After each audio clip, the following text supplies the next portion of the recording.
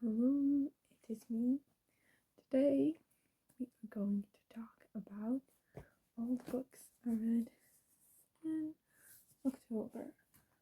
In total, in October, I've read 7 books, which is actually kind of a lot since in September I only read 2 books. The ones that I have physically with me are only 3, but I've read a lot of others. Some of them are actually ebooks, audiobooks. It's different. I considered this month to be a lot of classics. The only non-classics I read was Restore Me, Shadow Me, and The Secret Library, but something like the library, but I really couldn't count. But okay, let's start with the first book I finished. What it was, Jane Eyre by Charlotte Brontë. I have a video talking about it on my channel, so you can check out my channel and see what I thought about it, what I liked, what I disliked. But I gave it 4 stars. This book was amazing.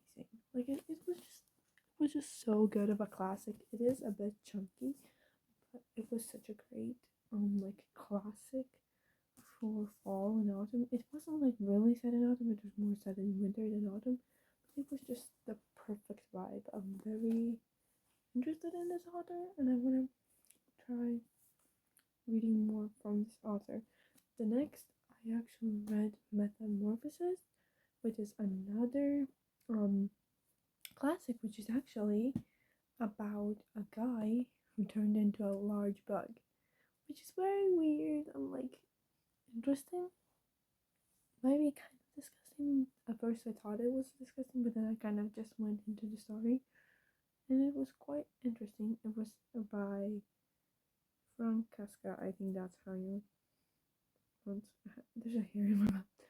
But yeah, those were the 2 classics that I read in the start of the month. But then I also read Restore Me.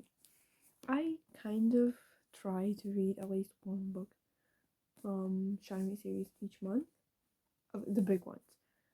But this one was crazy.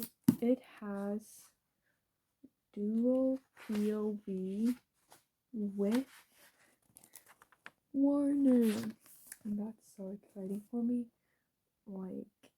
At first I was like, will it get worse with Warner? But it got a lot interesting. I gave this one 5 stars. I just loved it. As you can see, I tabbed it quite a lot too. I didn't expect the ending at all. Maybe you could kind of expect it, but no. It's like you really try to expect it. You could find it easily and get it, but I didn't even try. I was thinking nothing of it, and then a whole actual ending. Oh my god, it was a lot more than I expected. Ignite Me was underwhelming, but Restore Me was something else. Kind of matching with I love that. But yeah, this book, I loved it. And after this one, we have Shadow, which is a novella between Shadow Me and Defy Me, I want to say. It's Kenji's perspective. Yay! I love that. Shadow Me was Kenji's perspective. It didn't add crazy amount of plot with it, but it did add a lot of behind the scenes for Kenji's character. I loved it. It was just so good. Kenji's character is definitely my second favorite character right after Juliet. But the love interest for Kenji, I knew it before I even started the series just because of TikTok, but I didn't know exactly who the love interest was. And now knowing who she was and what happened in Restore Me, I'm just wow. But I love this series and I'm just excited for continuing this one. But yeah, next up we have a poetry collection by imants. This is a Latvian author who mainly writes poetry. I picked this up because of school in September for one single poem, and then for another literature school project, I basically almost scanned through this whole little poetry collection, and I enjoyed it. I loved analyzing the poems. It was just something different. Like, I loved this poetry collection because it was more for adults or young adults, not children, and I just loved it.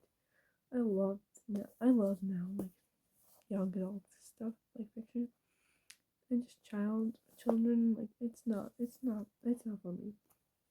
But this one I gave 4 stars. I would say yes, 4 stars, and I enjoyed it a lot.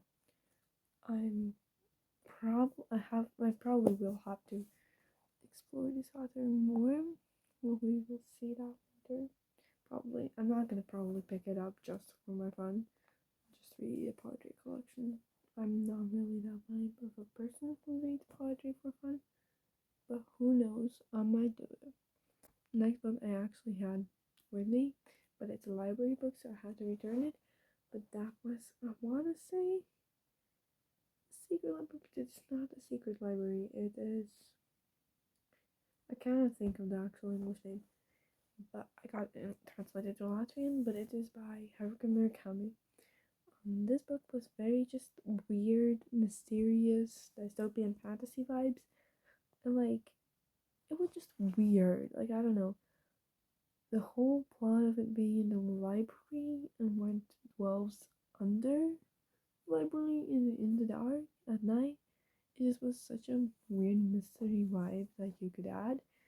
But Haruki Murakami decided that he wants to add it, and it was an interesting addition. But yeah, it was very interesting, and I didn't think it would happen.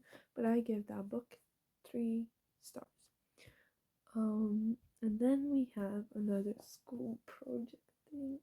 Of course, it's for literature, but it is Latvian literature right now. And I read kauja knipskas by jānis poruks. This novella. This novella is about schoolboys, and how they kind of go through their lives. I really enjoyed. It isn't a surprise. I mostly don't enjoy Latvian authors for like novellas for children.